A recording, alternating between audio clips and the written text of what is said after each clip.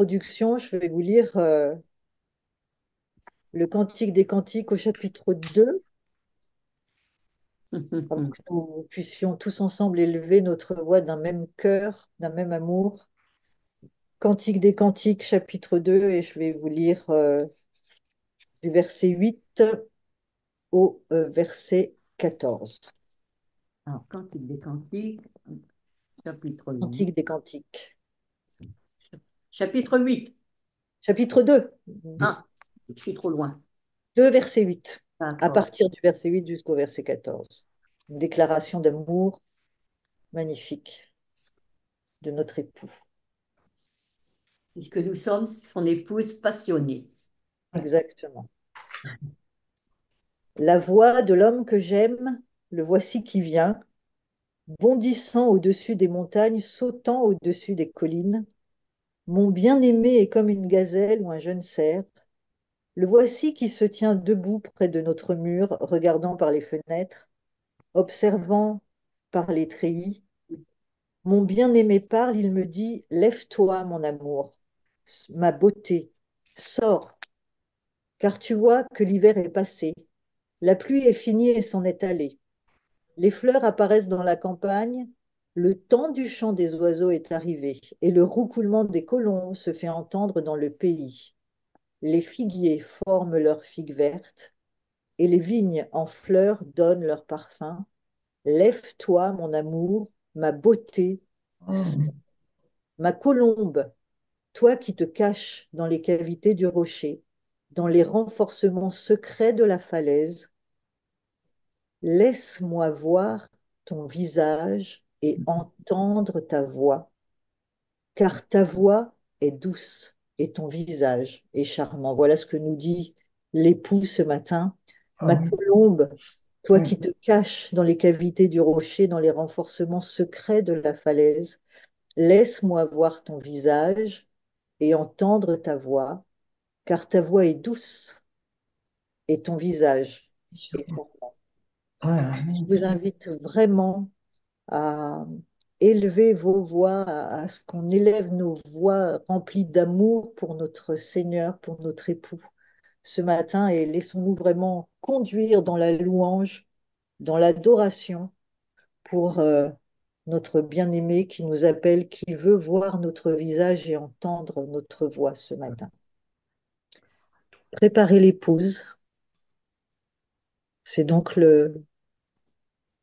les mots qui ont saisi mon esprit pour ce matin. Deux mots donc qui résonnent, préparer l'épouse, mais la préparer à quoi? À la venue de l'époux, bien évidemment. C'est notre espérance, notre attente confiante.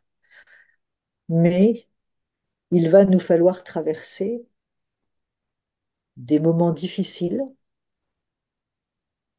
et nous devons continuer à nous préparer. Nous sommes constamment en préparation et nous serons jusqu'au jour où le Seigneur viendra nous chercher en préparation. La préparation ne s'arrête jamais. Le jour où nous arrêtons de nous préparer, eh bien, on stoppe et on tombe dans la religiosité. Ouais, Oui. c'est vrai. Et nous ne pouvons pas ignorer les temps dans lesquels nous sommes rentrés, hein. Il suffit d'allumer la télé, la radio, Internet, bref, de regarder les infos pour comprendre que nous sommes sur un volcan. Mm. Et je ne parle pas des volcans d'Auvergne, sont- qui sont endormis, mais plutôt des volcans d'outre-mer ou d'Indonésie qui sont très, très, très actifs. Alors, je ne vais pas vous énumérer évidemment hein, tout ce qui se passe dans le monde, vous le savez, et l'objectif ce matin, bah, ce n'est pas de nous faire peur, mais c'est vraiment de nous réveiller et de nous préparer,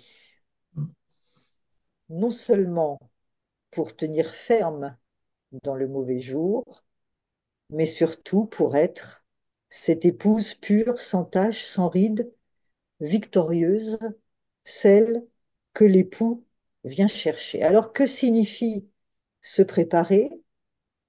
Bah, se préparer, c'est se tenir prêt à faire quelque chose ou à recevoir une venue.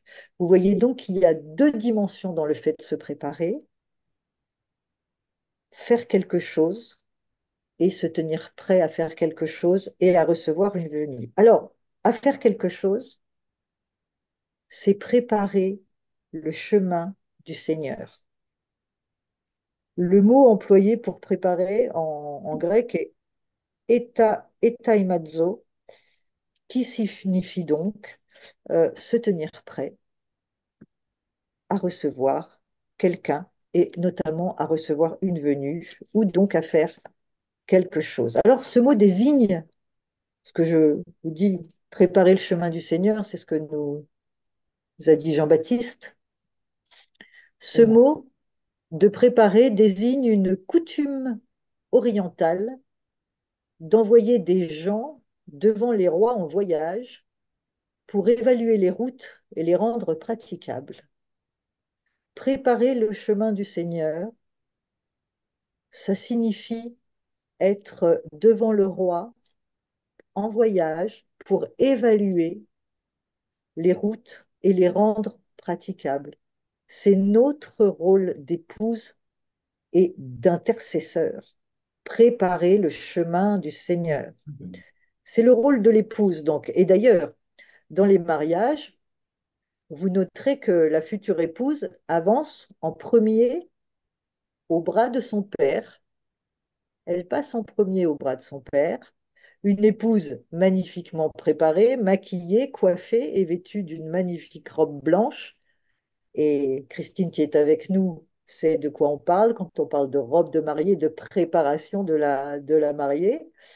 Il y a toute une préparation, mais cette mariée, elle est belle et elle a une robe magnifique. Elle avance fièrement en premier au bras de son père. Je vous laisse un peu faire la relation, l'image Hmm.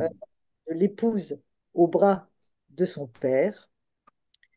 Et elle avance fièrement vers l'autel pour le mariage, au bras de son père. Et ensuite arrive l'époux, le futur époux, au bras de sa mère.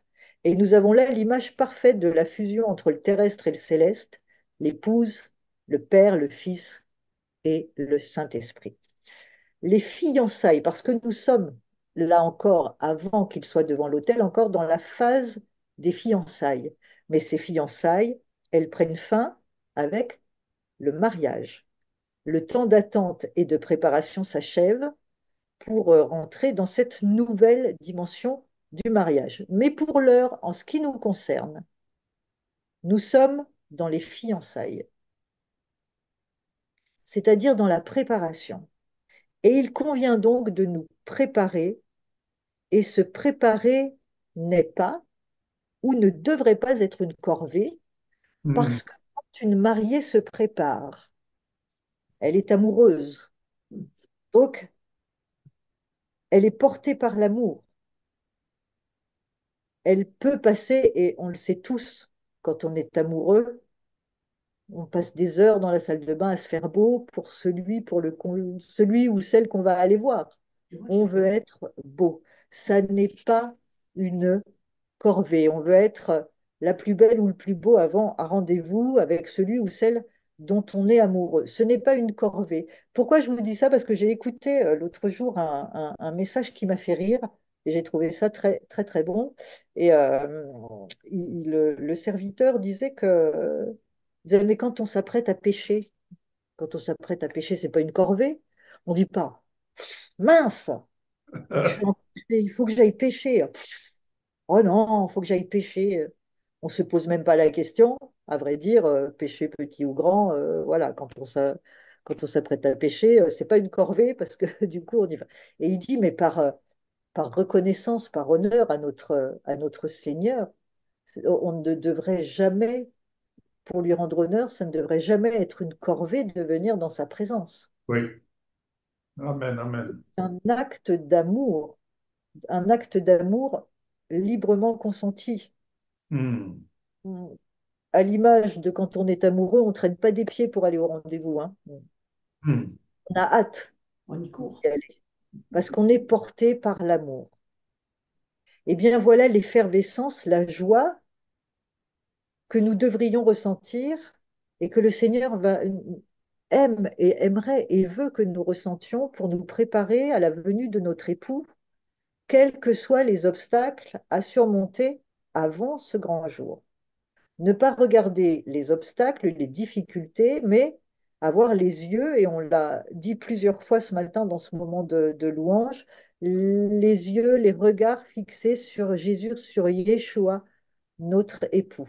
Notre confiance en lui, notre foi doit être ancrée. Je vais reprendre les termes, ancrée, puisque maintenant c'est l'encre de la foi. Ancrée, enracinée, Amen. amarrée, affermie, implanté, fixé. Tout ça, ce sont des synonymes de ancré. Je les répète. Enraciné, amarré, affermi, implanté, fixé. Elle doit être comme un grappin Amen, euh, amen, amen. enfoncé dans la parole parce que Jésus est la parole et qu'il nous a très clairement montré comment lui manifester notre amour. Alors, venez avec moi dans l'évangile de Jean, Yohanan en hébreu, dont le nom signifie la grâce de Dieu, chapitre 14, et je vais vous lire plusieurs versets qui m'ont beaucoup parlé sur ce sujet, et je vais vous les lire. Alors, je vais lire les versets, hein, on ne va pas tout lire parce que sinon ça serait trop long, mais c'est vraiment les mots-clés qui m'ont vraiment sauté aux yeux et à l'esprit pour la préparation justement de l'épouse. Jean, chapitre 14. Écoutez bien, verset 15. Si vous m'aimez, vous garderez mes commandements, mes commandements. Si vous m'aimez, vous garderez mes commandements. Donc ça, c'est le verset 15. Verset 21. On est toujours dans Jean 14. Celui qui a mes commandements et qui les garde, voilà celui qui m'aime, et celui qui m'aime sera aimé de mon Père, et je l'aimerai, et je me révélerai à lui. Verset 23. Écoutez, parce que ce sont ces deux mots qui reviennent constamment. Si quelqu'un m'aime, il gardera ma parole et mon Père l'aimera et nous viendrons à lui et nous ferons notre demeure chez lui. Verset 24. Celui qui ne m'aime pas ne garde pas mes paroles. Chapitre 15, verset 10. Si vous gardez mes commandements, vous demeurez dans mon amour, comme moi j'ai gardé les commandements de mon Père et je demeure dans son amour. Je vous ai dit cela afin que ma joie soit en vous et que votre joie soit complète. Vous avez entendu que le mot aimer est indissociable du mot garder. Mhm. Alors aimer, on sait tous ce que ça signifie et ce que ça implique. Mais garder, concrètement, qu'est-ce que ça signifie que de garder ses commandements? Le mot employé pour garder est tereo. Et ce mot signifie s'occuper soigneusement, Mhm. prendre soin, protéger, veiller. Ce sont des mots qui parlent d'amour.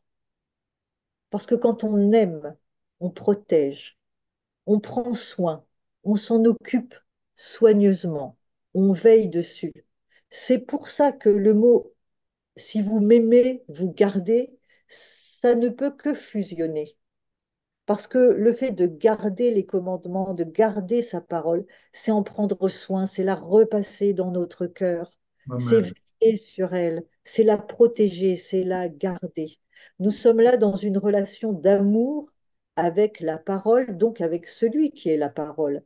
Et il n'est pas étonnant que Jésus nous dise, si vous gardez mes commandements, vous demeurerez dans mon amour. Parce que si vous chérissez ma parole, si vous veillez sur elle, si vous en prenez soin, vous êtes dans l'amour, vous serez dans l'amour. Et forcément, l'amour de Jésus plus l'amour que nous aurons, que nous avons quand nous allons dans sa parole, dans cette relation d'amour, ne peut que fusionner. Et nous ne pouvons que demeurer dans cet amour si nous gardons. Garder encore une fois, c'est protéger, prendre soin de sa parole. La parole que nous aimons. La parole, nous dit Paul, est tout près de toi dans ta bouche et dans ton cœur. C'est ce que nous dit l'apôtre Paul dans Romains 10, verset 8. Et cette parole, c'est une parole de Moïse qu'il cite, Paul, dans le Deutéronome, et je vais vous le lire, Deutéronome chapitre 30, verset 11 à 14, une parole très complète, comme toutes les paroles. Alors, Deutéronome 30, mais écoutez bien parce que c'est vraiment un chant d'amour que le Seigneur nous fait entendre ce matin. Deutéronome 30, du verset 11 au verset 14. Car cette mitzvah, c'est-à-dire ce commandement que je vous donne aujourd'hui, c'est Adonai qui parle, car cette mitzvah que je vous donne aujourd'hui n'est pas trop difficile pour vous. Elle n'est pas hors d'atteinte. Elle n'est pas au ciel pour que vous demandiez qui montera au ciel pour nous. Nous l'apportera et nous la fera entendre afin que nous y obéissions. De même, elle n'est pas de l'autre côté de la mer pour que vous demandiez qui traversera la mer pour nous. Nous l'apportera et nous la fera entendre afin que nous y obéissions. Au contraire, la parole est très proche de vous, dans votre bouche et dans votre cœur. C'est pourquoi vous pouvez le faire. La parole, elle est dans notre bouche et dans notre cœur. Quand nous la chérissons, quand nous en prenons soin, quand nous la gardons, quand nous la protégeons, elle est dans notre cœur et elle s'enracine dans notre cœur et elle est ancrée dans notre cœur. Et c'est le fait de veiller sur cette parole, de la chérir, de la garder, de ne pas laisser des pensées venir la supplanter et l'écraser, mais au contraire, veiller à ce que rien ne vienne faire interférence avec des paroles, avec des pensées qui seraient négatives, qui sont contraires. Dieu a-t-il réellement dit? Le doute, ces choses, des informations, des paroles qui viennent de l'extérieur. Non, nous devons veiller, chérir cette parole. Et quand nous chérissons cette parole, elle s'ancre dans notre cœur. Et c'est cette relation d'amour. Si vous m'aimez, vous gardez mes commandements et vous demeurerez dans mon amour. L'un ne va pas sans l'autre. L'amour de Jésus et notre amour pour sa parole, c'est une fusion, une fusion. Amen. Quand la parole est ancrée, qu'elle est enracinée dans notre cœur, elle est donc dans notre bouche parce que ce qui est dans notre cœur, c'est de l'abondance du cœur que la bouche parle. Quand la parole est ancrée dans notre cœur, forcément, elle ressort dans notre bouche. C'est vrai. Et le Seigneur nous l'a dit plusieurs fois, je veux que ta parole, que ma parole dans ta bouche soit du feu, un feu d'amour, un feu de puissance, afin que tous ceux qui l'entendent, afin que chaque parole que nous prononçons en son nom soit une parole de puissance. Et on le disait dans nos prières, nous sommes rentrés dans une nouvelle dimension et nos paroles, veillons sur nos paroles, parce que nos paroles sont des paroles de puissance.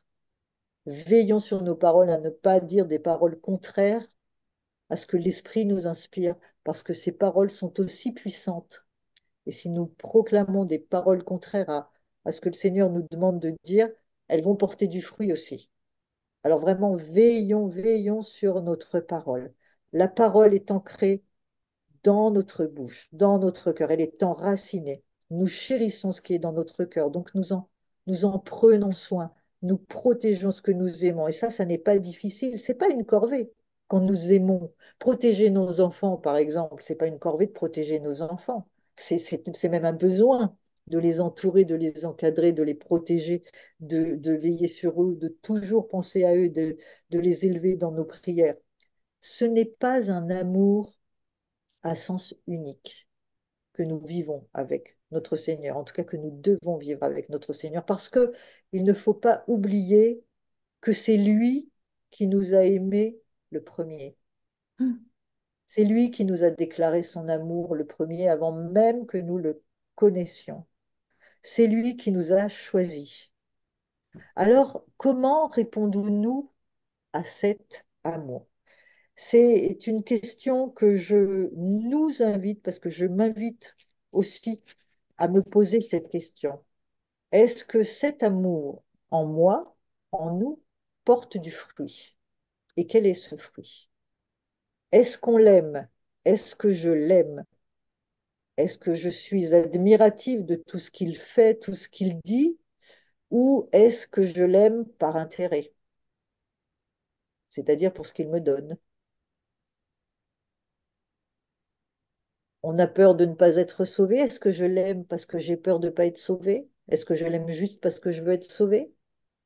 Est-ce que je ne vois en lui que le distributeur de bénédictions?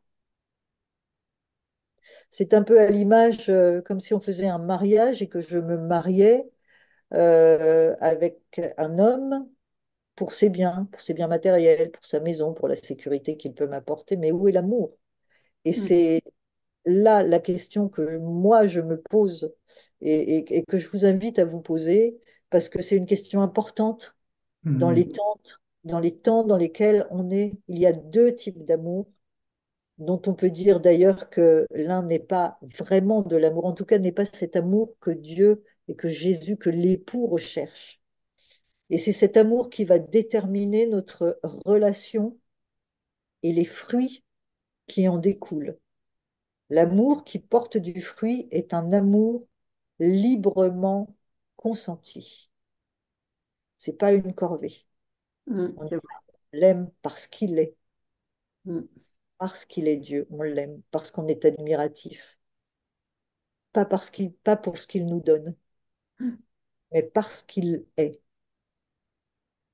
Jean 15,10 nous dit, si vous gardez, si vous prenez soin, si vous vous occupez soigneusement, si vous protégez, si vous veillez sur mes commandements, vous demeurerez dans mon amour, vous habiterez dans mon amour, vous siégerez dans mon amour, vous serez ancrés, enracinés dans mon amour. Son amour pour nous est un amour inconditionnel. Vous le savez, quoi que nous fassions, il nous aime. La question est, et nous? Est-ce que notre amour pour lui est inconditionnel ou est-ce qu'il est conditionné à la bénédiction? Mhm. Je suis béni, je t'aime. L'épreuve survient, je suis en colère contre toi. C'est là encore une question importante. Pourquoi? Parce que dans les temps dans lesquels nous sommes rentrés, c'est impératif de vivre cette relation d'amour librement consenti, d'amour inconditionnel, non pas pour la bénédiction, mais parce qu'il est Dieu. Et quel que soit ce que nous traversons, nous l'aimons d'un même amour. C'est cet amour qu'il recherche, c'est cet amour que le Père recherche pour son Fils de la part de l'épouse. C'est pour ça qu'il a envoyé le serviteur, son Saint-Esprit, à la recherche de l'épouse sur la terre. Et il l'a trouvée. Cette épouse, elle est choisie, elle est préparée et elle est brillante. Et il vient chercher une épouse, une belle épouse, qui s'est préparée, ornée de tous ses cadeaux, préparée, lavée par le sang de Jésus et par tous les cadeaux qu'il a laissés justement quand il est reparti vers le Père. Venez avec moi dans Jean 17, parce que c'est un verset très important qui nous éclaire pour la préparation de l'épouse. Ah, voilà. Jean 17, versets 14 et 15. Jean 17, versets 14 et 15. Je leur ai donné ta parole et le monde les a haïs parce qu'ils n'appartiennent pas au monde, comme moi non plus, je n'appartiens pas au monde. Verset 15, très important.